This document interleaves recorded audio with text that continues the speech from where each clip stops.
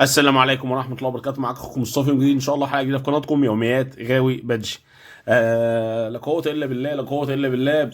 بنوصل لمستويات بفضل الله، وبنوصل باجتهاد وتعب، وطبعا قبل أي شيء توفيق ربنا، لأن هو الأساسي في أي حاجة أنت بتعملها في حياتك، وأي خطوة أنت بتخطيها توفيق ربنا بيبقى هو أنت عايش عليه.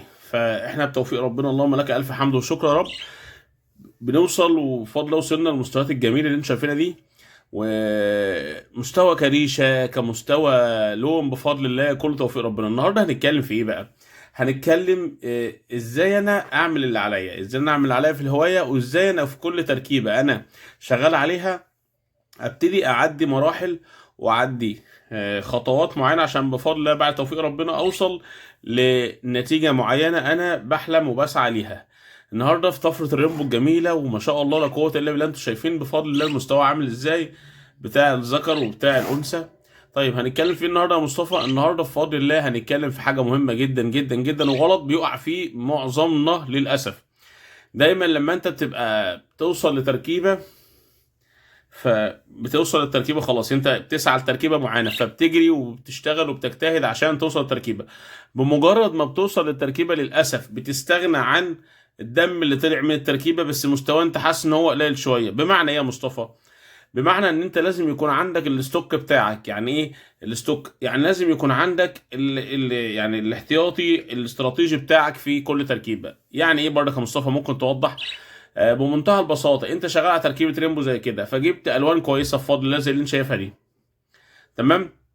طلع لك حته او حتتين تانيين مستواهم اقل شويه في اللون مثلا، فانت تقول خلاص انا وصلت للتركيبه دي، فانا استغنى عن اللي هم مستواهم اقل او اضعف في الالوان او في ريش. طيب انا بنصحك لوجه الله تعالى، ركز قوي في الفيديو ده بقى، كوبايه القهوه بتاعتك او الشاي او النسكافيه، وركز معايا في الكلمتين اللي هنقولهم، عشان بفضل الله هيبقوا كلمتين ان شاء الله مفيدين. ولو كلمتين حسيت فعلا بفضل الله انهم مفيدين، يعني ادعي لنا، مش عايزين غير كده، ادعي لنا بس. انت النهارده شغال على تركيبه، فوصلت لمستوى قوي لا قوه الا بالله زي الذكر اللي احنا شايفينه دوت، تمام، والانثى بفضل الله. فانت بتعمل ايه؟ اي حاجه بتبقى طالعه من نفس الدم او من نفس الاهالي انت تستغنى عنها، تقول خلاص يا مصطفى من اسف يا جماعه. فتقول خلاص ما انا فرغت الدم قوي مصطفى، انا مش محتاج ده ابيعه، مفيش مشكله عندي. بس الكلام ده امتى؟ كل حاجه في الهوايه ليها مرحله يا جماعه، كل نقطه وكل خطوه وكل يعني مدة زمنية معينة في الهواية بيبقى ليها أفكارها وليها التجارب بتاعتها. طبعا أنا بكلمكم عن واقع تجربة وخبرة بفضل الله. ما تستغناش عن المستويات اللي تطلع لك أقل وتفرط فيها بسهولة. ليه بقى؟ دي هتحتاجها، دي زي ما قلنا احنا اسمها ستوك. يعني ستوك يعني الاحتياطي بتاعك أو الخزين بتاعك. انت ممكن الحاجات الجامدة اللي طالعه لك اللي انت شايفها زي كده بفضل الله تقع. يعني ايه تقع؟ يعني تموت حته ولا حتتين، يبقى انت عندك نفس الدم. خلي بالك كلمه نفس الدم دي قويه قوي. يعني ايه قويه قوي؟ نفس الدم يعني طالعين من نفس الاهالي، فشايلين نفس الجينات بس مش ظاهريه. ركز قوي، شايلين نفس الجينات بس مش ظاهريه. يعني ايه يا مصطفى مش ظاهريه؟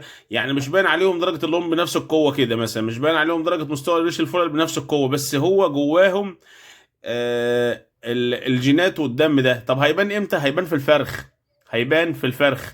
فانت تخليهم لغايه ما تمسك خيط. يعني ايه امسك خيط؟ لغايه ما اقف على الارض ثابته، وبفضل الله ابقى عندي جوز واثنين وثلاثه وخمسه وعشره.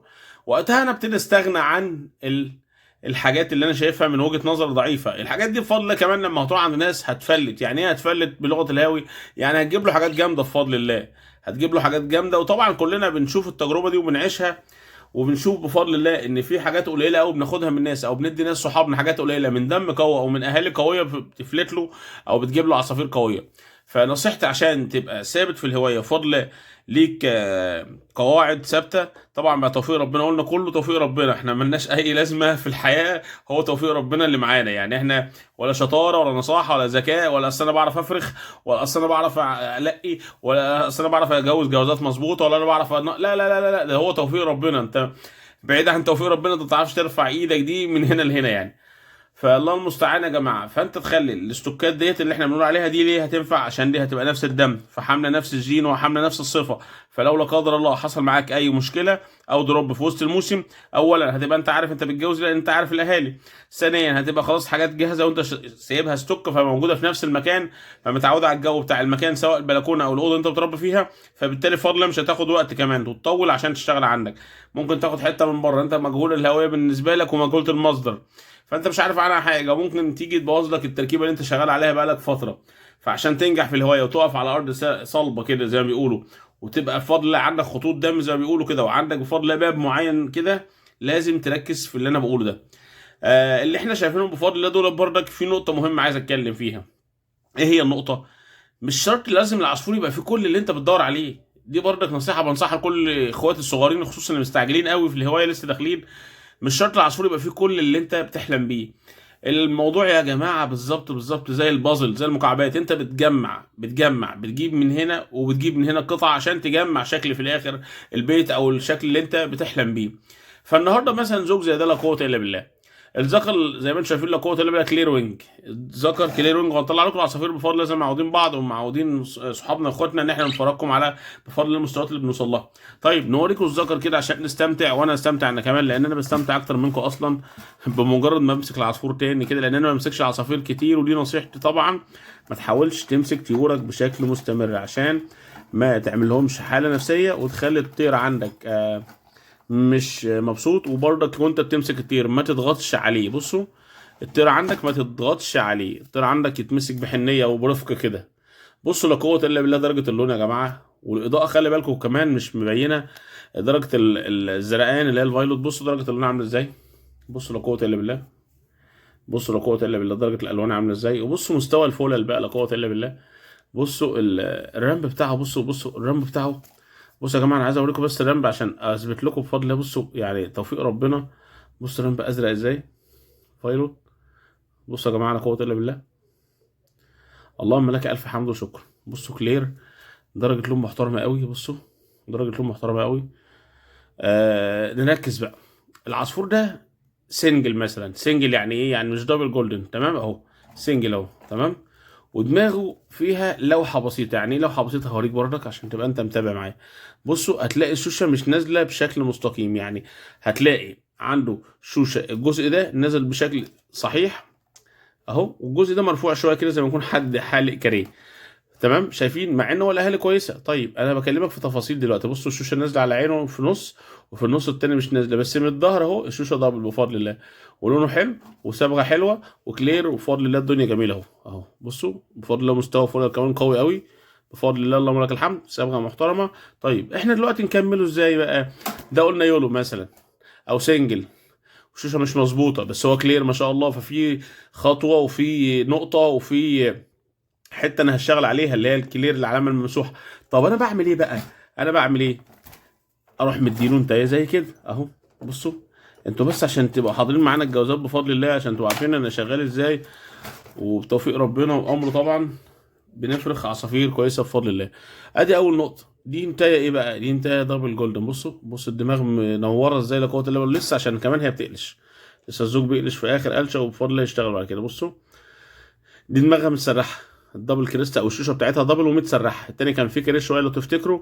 فاحنا بنكمل اهو، دي بقى بنكمل النواقص، بنكمل صبغه لا قوه الا بالله محترمه قوي. بصوا الصبغه دي غامقه كمان عن الذكر، دي بنفسجي. بصوا بصوا البطن لا قوه الا بالله. طيب ده عصفور ما شاء الله. بصوا درجه لون وريش مستوى، يعني مستوى قوي بفضل الله. بس فول بادي مفيش اي مشكله عندي. فول بادي مع كلير هيجيب كلير وهيجيب فول بادي تمام. بل بالعكس الفول بادي ده هيتقل لي العلامات، الفول بادي ده هيتقل لي العلامات. يعني ايه يا مصطفى؟ يعني العلامات بفضل الله هتتمسح، ولما يطلع حته كلير هتطلع علاماتها تقيله وبفضل الله. علاماتها تقيله يعني ايه؟ يعني مش فول بادي لا، يعني الصبغه بتاعتها اقصد تقيله. هيجيب لي فول بادي، يجيب فول بادي، ايه المشكله؟ وخلي بالكم برضك نصيحه لوجه الله تعالى، دايما ما تحاولش تكلف نفسك اكتر من طاقتك. يعني ايه؟ يعني انت ما عرفتش تجيب حته كلير قوي ممسوحه زي الدكر مثلا عشان تديها للنتايه زي كده، مش مهم. لو عندك حتتين فول بادي اديهم لبعض، وارد بفضل الله، وارد جدا جدا جدا يفلتوا لك حته كلير عادي لو الاهالي فيهم كلير.